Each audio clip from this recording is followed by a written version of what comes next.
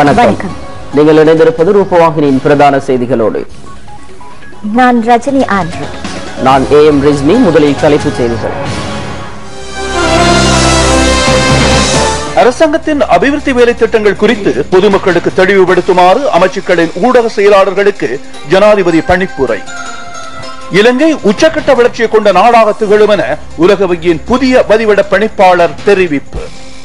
பல்வேறு துறைகளின் முன்னேற்றத்தை இலக்காக கொண்டு இலங்கைக்கும் கொரியாவுக்கும் இடையில் புரிந்துணர்வு உடன்படிக்கை கைச்சாத்து. மன்னார் மாந்தை உற்பத்தி நிறுவனத்தின் உப்பு விளைச்சல் அதிகரிப்பு. சிரியாவில் இடம்பெற்றதாக கருதப்படும் ரசாயன ஆயுத தாக்குதல்கள் பற்றிய பரிசோதனைகளின் அறிக்கை ஐக்கிய நாடுகள் செயலாளர் நாயகத்திடம் நாளை மறுதினம் கையளிக்க ஏற்பாடு.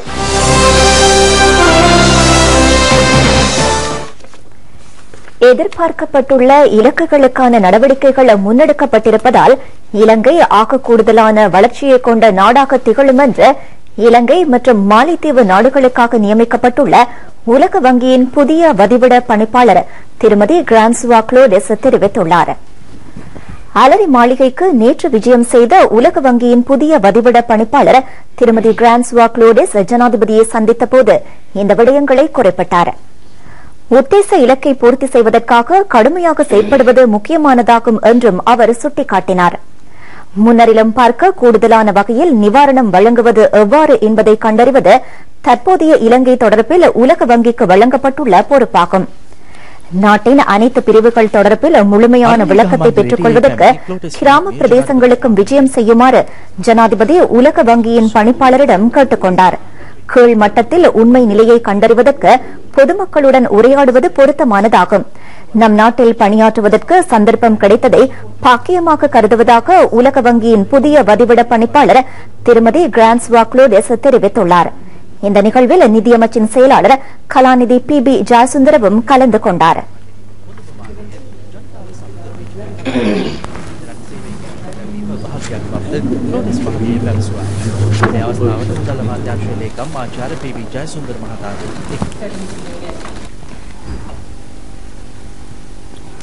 சுத்தமான குடிநீர், வீண்விரயமாகும் நீர் முகாமைத்துவம் மற்றும் சுற்றாடல் பாதுகாப்பு தொடர்பில் கொரியாவுக்கும் இலங்கைக்கும் இடையில் புரிந்துணர்வு உடன்படிக்கை ஒன்று கைச்சாத்திடப்பட்டுள்ளது.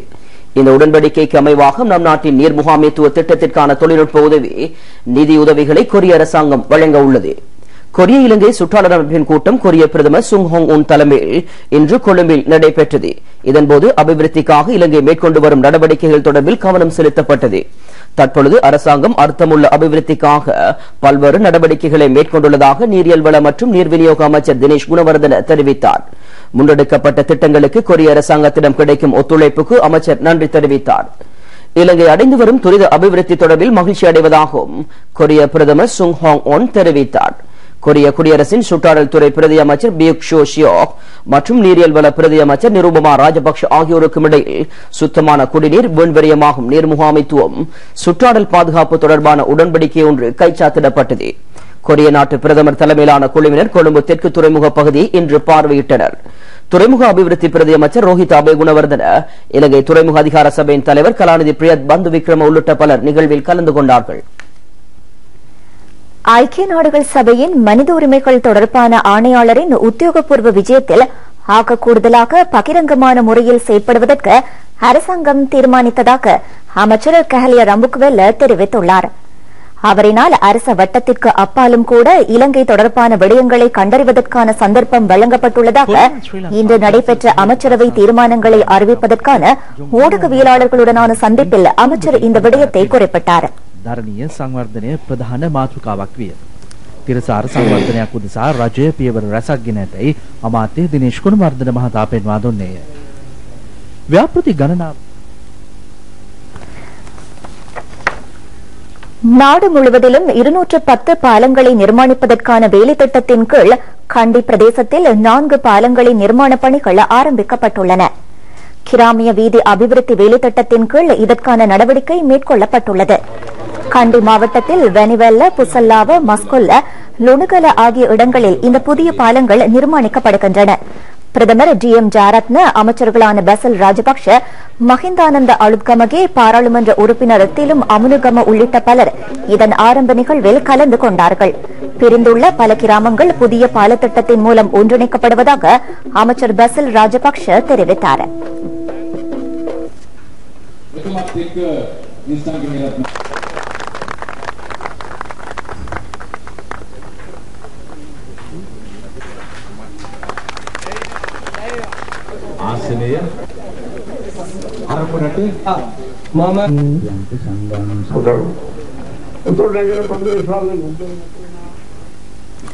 தேர்தல்கள் நடைபெறவுள்ள மாகாண சபைகளுக்கான வாக்காளர் அட்டைகளை விநியோகிக்கும் நடவடிக்கைகள் ஆரம்பிக்கப்பட்டுள்ளன. வாக்காளர் அட்டைகள் தபால் திணைக்களத்தினால் தபாலகங்களில் ஒப்படைக்கப்பட்டன. இதனைத் தொடர்ந்து தற்போது மத்திய மாகாண சபையில் வாக்காளர் அட்டை விநியோகிக்கப்பட்டு வருகிறது. வாக்காளர் அட்டையை விநியோகிப்பதற்கான விசேட தினமாக எதிர்வரும் ஞாயிற்றுக்கிழமை அறிவிக்கப்பட்டிருப்பதாக தபால் திணைக்களம் தெரிவித்துள்ளது.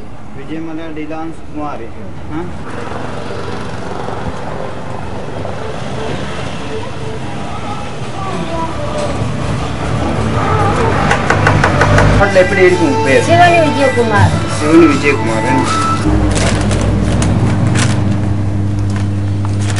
போங்க. ஆயுதங்கள் ஏந்தியிருக்கும் போது சமஷ்டி பற்றியும் பேச முடியும், அதற்கப்பாலும் பேச முடியும். இன்று ஆயுதம் இல்லாவிட்டால் ஒன்றும் கிடைக்காத நிலை என்று தமிழ் தேசிய கூட்டமைப்பின் பாராளுமன்ற உறுப்பினரும் ஊடக பேச்சாளருமான சுரேஷ் பிரேமச்சந்திரன் தெரிவித்துள்ளார். மன்னார் மாவட்ட வேட்பாளர்களை ஆதரித்த தமிழ் தேசிய கூட்டமைப்பின் முதலாவது பிரசார கூட்டம் மன்னார் பொது விளையாட்டு மைதானத்தில் சமீபத்தில் இடம்பெற்றது. இதில் உரையாற்றுகையில் தமிழ் தேசிய கூட்டமைப்பின் பாராளுமன்ற உறுப்பினர் சுரேஷ் பிரேமச்சந்திரன் இதனை தெரிவித்தார். அவர் தொடர்ந்து கருத்து வெளியிடுகையில், ஆயுதம் இருந்தால் நாங்கள் சமஸ்தியும் பேசலாம், சமஸ்தக்கு மேலாகவும் பேசலாம். ஆயுதம் இல்லாவிட்டால் எதுவுமே கிடைக்காது. ஆயுதம் இருந்தால் நாங்கள் சமஸ்தியும் பேசலாம், சமஸ்தக்கு மேலாகவும் பேசலாம். ஆயுதம் இல்லாவிட்டால் எதுவுமே கிடைக்காது. பொதுநலவாய ஒன்றியத்தின் அரசு தலைவர்கள் மாநாட்டுக்கு அமைவாக நடைபெறவுள்ள பொதுமக்கள் மாநாட்டிற்கான அனைத்து ஏற்பாடுகளும் பூர்த்தி செய்யப்பட்டிருப்பதாக பொதுநலவாய ஒன்றியத்தின் மன்றம் தெரிவித்துள்ளது. இது சிவில் சமூகம் மற்றும் வெளிவிவகார அமைச்சர்களின் பங்களிப்புடன் நவம்பர் மாதம் 10ஆம் தேதி முதல் 14ஆம் தேதி வரை ஹிக்கடுவையில் இடம்பெற உள்ளது.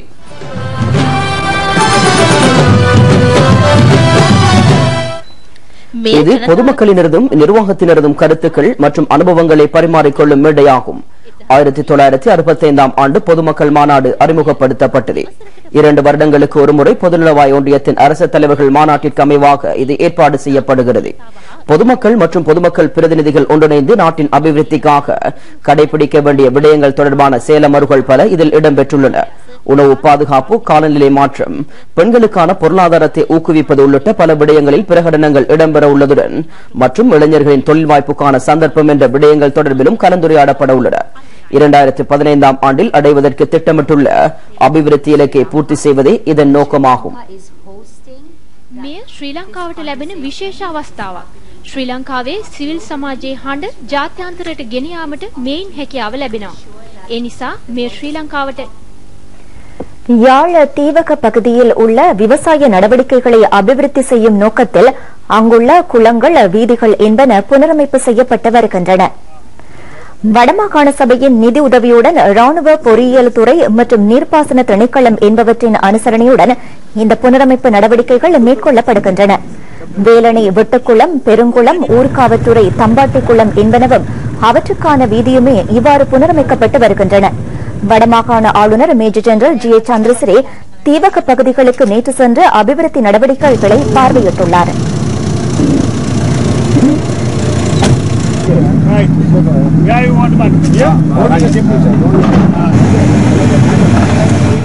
வடக்கின் புனருதயம் தொடர்பான கண்ணோட்டத்தில் இன்று நாம் அடுத்த மாதம் 14ஆம் தேதி ஓமந்தையிலிருந்து கிளிநொச்சி வரையில் ஆரம்பமாக உள்ள ரயில் சேவை தொடர்பில் கவனம் செலுத்துகின்றோம். 5 வருடங்களுக்கு முன்னர் கிளிநொச்சிக்கு புகையிரதம் வருவது கனவாகவே இருந்து வந்தது. ஆனால் இன்று அது நனவாக போகின்றது. இந்த இடத்திலிருந்து கிளிநொச்சிக்கு 63 கிலோமீட்டர் தூரம் உண்டு. ரயில் பாதை நிர்மாண பணிகள் பூர்த்தியடைந்த பின்னர் கிளிநொச்சி வரை ரயில் சேவை இடம்பெறும். முதலாவது பரீட்சார்த்த போக்குவரத்து சேவை இதுவாகும். இந்திய நிறுவனம் ரயில் பாதை நிர்மாண பணிகளை மேற்கொண்டு வருகிறது. இந்த நிர்மாண பணிகளுக்கு பின்னர் மணித்தியாலத்திற்கு 120 கிலோமீட்டர் வேகத்தில் ரயில் பயணிக்க முடியும். இந்த நிர்மாண பணிகள் பலரின் மேற்பார்வையின் கீழ் இடம்பெற்று வருகின்றன. இங்கிருந்து கிளிநொச்சி வரையிலான 63 கிலோமீட்டர் தூரத்தை ரயில் மூலம் 44 நிமிடங்களில் கடக்க முடியும். பல வருடங்களின் பின்னர் புகையிரதம் இங்கு வந்ததை காண்பதற்காக பலர் வந்திருந்ததை காணக்கூடியதாக இருந்தது. උතුරු මාර්ගයේ කංකසන්තුරය දක්වා දුම්රිය ස්ථාන ගොඩනැගීමට රාජ්‍ය හා පෞද්ගලික ආයතන 29ක් දුම්රිය දෙපාර්තමේන්තුව 75 வருடங்கள் புராதனமான மன்னார் மாந்தை சோல்ட் லிமிடெட் என்ற உப்பு உற்பத்தி நிறுவனத்தின் உப்பு விளைச்சல் அதிகரித்துள்ளது.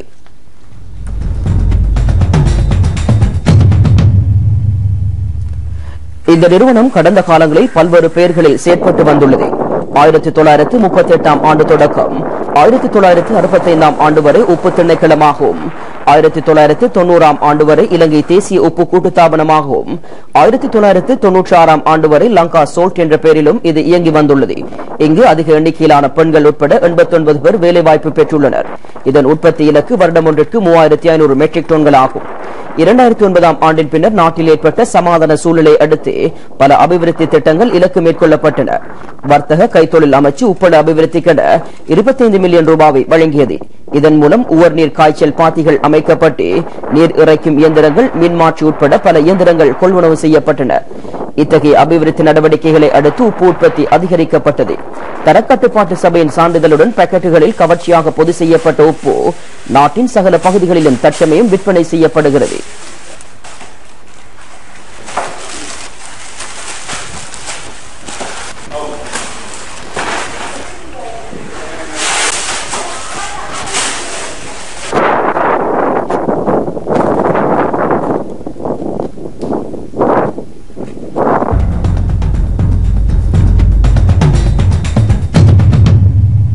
அரசாங்கத்தினதும் அமைச்சர்களினதும் நற்பெயரை பாதுகாத்த அரசாங்கத்தின் வேலைத்திட்டங்கள் தொடர்பாக பொதுமக்களுக்கு தெளிவுபடுத்துவதற்கு அர்ப்பணிக்குமாறு அமைச்சின் ஊடக செயலாளர்களிடம் ஜனாதிபதி கேட்டுக் கொண்டுள்ளார்.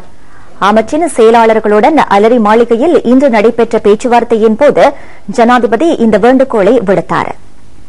பொல்கஹவல பிரதேசத்தில் பரம்பரையாக ஐக்கிய தேசிய கட்சிக்கு ஆதரவு அளித்து வந்த 400க்கும் மேற்பட்டோர் ஸ்ரீலங்கா சுதந்திர கட்சியில் இணைந்து கொண்டுள்ளனர். அமைச்சர் மைத்ரிபால சிறிசேனவின் தலைமையில் சமீபத்தில் நடைபெற்ற பொதுக்கூட்டத்தில் இவர்கள் ஸ்ரீலங்கா சுதந்திர கட்சியின் அங்கத்துவத்தை பெற்றுக் கொண்டனர். ஐக்கிய தேசிய கட்சியின் ஸ்திரமற்ற கொள்கை இன்னும் முடிவடையவில்லை என்று இவர்கள் தெரிவித்துள்ளனர். கட்சி தலைமைத்துவத்தினால் கட்சியை முகாமைத்துவப்படுத்துவதற்கான ஆற்றல் இல்லை என்றும் இவ்வாறான கட்சியினால் நாட்டின் பிரச்சினைகளை தீர்க்க முடியாது என்றும் இவர்கள் தெரிவித்துள்ளனர்.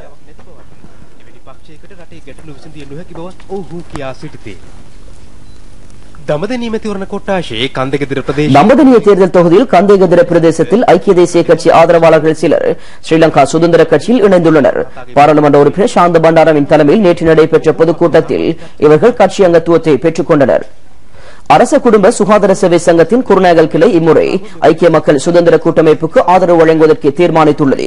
மாகாண சபை தேர்தலில் ஐக்கிய மக்கள் சுதந்திர கூட்டமைப்பின் வெற்றிக்காக தமது சங்கம் செயற்படும் என்று அதன் தலைவர் தேவிகா கொடித்துவக்கு தெரிவித்துள்ளார். குருநாகல் செஞ்சிலுவை சங்க மண்டபத்தில் நேற்று நடைபெற்ற வைபவம் ஒன்றில் உரையாற்றுகையிலே அவர் இந்த விடயத்தை குறிப்பிட்டார். அகில இலங்கை சமுர்த்தி அபிவிருத்தி மற்றும் விவசாய ஆய்வு உதவி அதிகாரிகள் சங்கத்தின் குருநாகல் மாவட்ட சங்கமும் ஐக்கிய மக்கள் சுதந்திர கூட்டமைப்புக்கு ஆதரவு தெரிவித்துள்ளது. குருநாகலில் சமீபத்தில் நடைபெற்ற கூட்டத்தின் போது அதன் அங்கத்தவர்கள் இந்த விடயத்தை தெரிவித்தனர். எதிர்வரும் மாகாண சபை தேர்தலில் ஐக்கிய மக்கள் சுதந்திர கூட்டமைப்பின் ஊடாக அகில இலங்கை மக்கள் காங்கிரஸில் போட்டியிடும் வேட்பாளர்களை ஆதரித்த தேர்தல் பிரசார கூட்டம் ஒன்று புத்தளம் தில்லையடியில் நேற்று நடைபெற்றது. வேட்பாளர்களான MM Ameen, PM Rifkhan, MS Ali Khan ஆகியோரை ஆதரித்து இடம்பெற்ற இந்த கூட்டம் முசலி பிரதேச சபையின் தவிசாளர் யையா தலைமையில் நடைபெற்றது. அமைச்சர் ரிஷாத் பதியுதீன், பிரதி அமைச்சர் MLAM ஹிஸ்புல்லா உட்பட அரசியல் பிரமுகர்கள் பலர் அங்கு சமூகமளித்து கூட்டத்தில் உரையாற்றினார்கள். மட்டக்களப்பு கரடியனாறு போலீஸ் சிவில் பாதுகாப்பு குழு பிரதிநிதிகளுக்கான மீளாய்வு கூட்டம் சமீபத்தில் நடைபெற்றது. உதவி போலீஸ் அத்தியட்சகர் லால் செனவிரட்ன தலைமையில் நடைபெற்ற இந்த கூட்டத்தில் கரடியனாறு போலீஸ் பிரிவைச் சேர்ந்த 11 கிராம சேவை அதிகாரிகள், பிரதேசத்தின் சிவில் பாதுகாப்பு குழு உறுப்பினர்கள் பங்கு பற்றினார்கள். சமுர்த்தி அதிகாரிகள் மற்றும் பொதுமக்களும் அங்கு சமூகம் அளித்திருந்தனர். சமூக விரோத செயல்களை கட்டுப்படுத்தல், பொதுமக்கள் எதிர்நோக்கும் பிரச்சினைகள் சம்பந்தமாக அங்கு ஆராயப்பட்டது. மற்றும் அவர்கள் பணியாளர்களை கேட்டுக்கொண்டு எனது அப்படியே வாங்கி போடு. அப்ப இதுல நிறைய சலூன் போர்டு 2 நாளுக்குள்ள அதிகோடைய மட்டக்களப்பு மாவட்டத்தில் பலமர கிராமங்களை உருவாக்கும் திட்டத்தின் கீழ் 3 பிரதேச செயலாளர் பிரிவுகள் தெரிவு செய்யப்பட்டு அங்கு வாழும் மக்களுக்கு பலமர கன்றுகள் வழங்கப்பட்டுள்ளன. செங்கலடி, கோரளைப்பற்று, மத்தி, வாழைச்சேனை என்பனவே தெரிவு செய்யப்பட்ட 3 பிரதேச செயலகங்கள் ஆகும். அங்கு வாழும் குடும்பங்களுக்கு மாதுளை மரக்கன்றுகளை விநியோகிக்கும் நிகழ்வு வாழைச்சேனை பிரதேச செயலக கேட்போர் கூடத்தில் இடம்பெற்றது. இந்த நிகழ்வில் அதிகாரிகள் பலர் கலந்து கொண்டு மாதுளை மரக்கன்றுகளை வழங்கி வைத்ததோடு பிரதேச செயலக வளாகத்திலும் அவற்றை நாட்டி வைத்தார்கள்.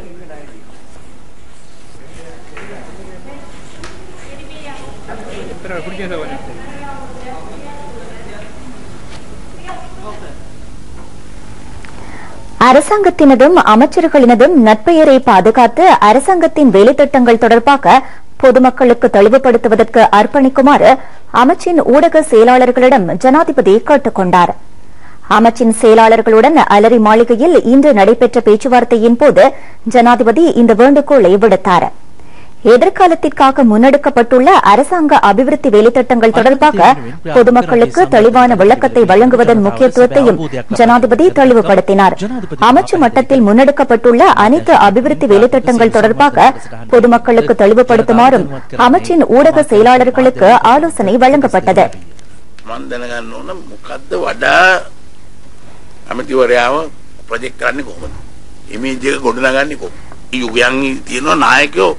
ඇමතිවරුන්ව ප්‍රොජෙක්ට් කරනවට විරුද්ධයි ඕනෝඩ වඩා. මට ඒක නෑ. මට ඕන ඇමතිවරුන්ව ප්‍රොජෙක්ට් වෙන්න. ආණ්ඩුව පවත්වන්න බෑ මට තනියම. එවනම් මේ රටේ අනිත් ඇමතිවරුන්ව ප්‍රොජෙක්ට් වෙන්න. ඒක අපිට කතා කරන්න වෙන්නේ ඔයාලත් එක්ක. சில இணையதளங்கள் உண்மைக்கு புறம்பான பிரசாரங்களை முன்னெடுத்து அரசாங்கத்தையும் அமைச்சர்களையும் சிரமத்திற்கு உள்ளாக்குவதற்கு முயற்சித்து வருகின்றன. இவை தொடர்பாக தெளிவுடன் செயற்படுமாறு ஜனாதிபதி ஆலோசனை வழங்கினார். ஊடக மற்றும் தகவல் துறை அமைச்சர் கஹலிய ரம்புக்குவெல்ல, அமைச்சின் செயலாளர் சரிதா ஹேரத், அரசு ஊடக செயலாளர்களின் சங்கத்தின் செயலாளர் ஹர்ஷ பி அபேகோன் உள்ளிட்ட பலர் இந்நிகழ்வில் கலந்து கொண்டார்கள்.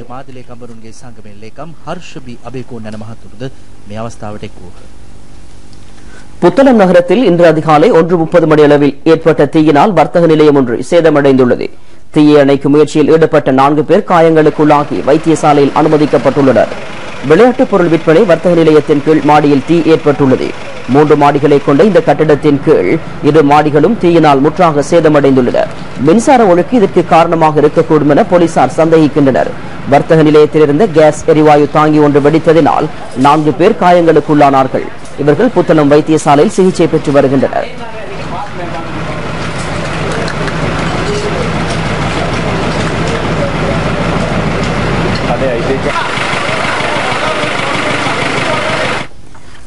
சிலாபம் முன்னேஸ்வரம் ஸ்ரீ பத்ரகாளியம்மன் ஆலயத்தில் வருடாந்தம் இடம்பெறும் மிருகப்பலி பூஜை நிகழ்வு சட்டத்திற்கு முரணானதென மேன்முறையீட்டு நீதிமன்றம் தீர்மானித்துள்ளது. தேசிய சங்க சம்மேளனம் உள்ளிட்ட பௌத்த அமைப்புகள் பல தாக்கல் செய்திருந்த மனுவை கவனத்தில் எடுத்துக்கொண்ட போதே மேன்முறையீட்டு நீதிமன்றம் இத்தீர்ப்பை அறிவித்தது. சிசிர டி ஆப்ரோ, தீபாலி விஜயசுந்தர, சுனில் ராஜபக்ஷ ஆகியோரை கொண்ட மேன்முறையீட்டு நீதிபதிகள் முன்னிலையில் இந்த மனு விசாரணைக்கு எடுத்துக் கொள்ளப்பட்டது. சம்பந்தப்பட்ட பிரதேச சபை மிருகப்பலிக்கான அனுமதி பத்திரத்தை பெற்றுக் கொள்ளாத ஆலயத்தில் மிருகப்பலி வழிபாட்டை நடத்துவது சட்டவிரோதமானது என்றும் மனுதாரர்கள் நீதிமன்றத்தின் கவனத்திற்கு கொண்டு வந்தனர். இதனை ஏற்றுக்கொண்ட நீதிமன்றம் நபர்களுக்கு மதங்களை கடைபிடிப்பதற்கு சுதந்திரம் இருந்த போதிலும் அதன் மூலம் நாட்டின் பொது சட்டத்தை மீற முடியாதென்றும் அறிவித்துள்ளது. எதிர்காலத்தில் மிருகப்பலி பூஜை வழிபாடு நடத்தப்படுமாயின் அதற்கு அனுமதி பத்திரத்தை பெற்றுக் கொள்ள வேண்டும் என்று ஆலயத்தின் பொறுப்பாளர்களுக்கு உத்தரவிட்ட நீதிமன்றம் இதனை கவனத்திற்கொள்ளாது மேற்கொள்ளப்படும் மிருகப்பலி வழிபாட்டை நிறுத்துவதற்கு போலீசாருக்கு அதிகாரம் இருப்பதாகவும் தீர்மானித்தது.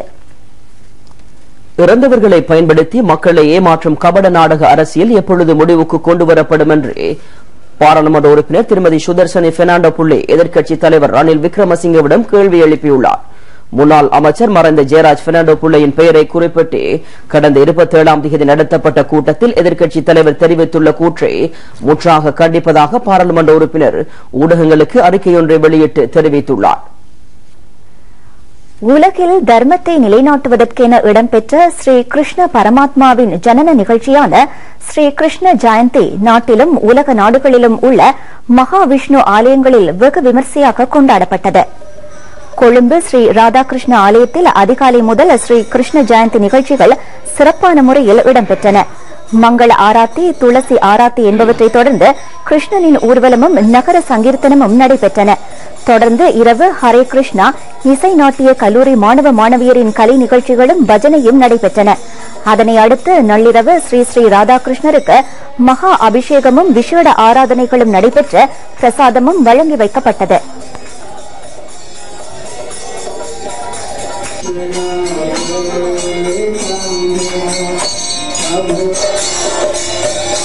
யாழ் வண்ணார் பண்ணை ஸ்ரீ வேங்கட வரதராஜ பெருமாளின் ஆலயத்தில் ஸ்ரீ கிருஷ்ண ஜெயந்தி நேற்று பக்திபூர்வமாக கொண்டாடப்பட்டது. விசேட அபிஷேகம், ஆராதனை, ஊஞ்சல், உரியடி உட்பட பல நிகழ்ச்சிகள் இடம்பெற்றன. பிரதம குரு சிவஸ்ரீ ரமணீஸ்வர குருக்கள் தலைமையில் ஸ்ரீ கோபாலகிருஷ்ணனுக்கு விசேட அபிஷேகமும் தீபாராதனையும் இடம்பெற்றன. அதிக எண்ணிக்கையிலான பக்தர்கள் இதில் கலந்து கொண்டார்கள்.